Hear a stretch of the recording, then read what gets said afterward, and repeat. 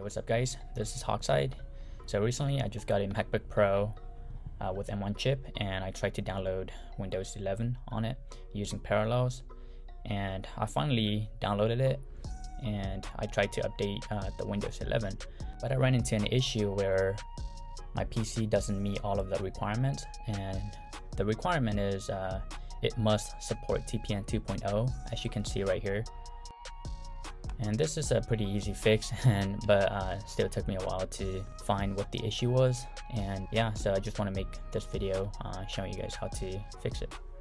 So the first thing is to shut down your Windows, either if you have Windows 10 or Windows 11 on Parallels. I believe it should work for both, so shut it down and then launch the Parallels desktop again. On the screen, don't play the Windows to launch it, but swipe up to the top and it should bring down a bar. Then click on the gear icon. Once you're in the Windows 11 or whatever you have configuration, go down to where the plus sign is and click on that and find a TPM chip.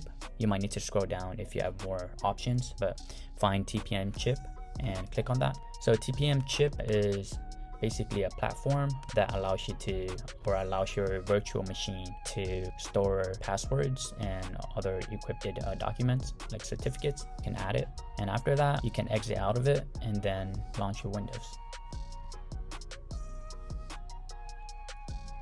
and go back to your Windows updates by clicking the Windows icon, settings, Windows update. And now when you click on the fix issue or download the updates, it should start downloading.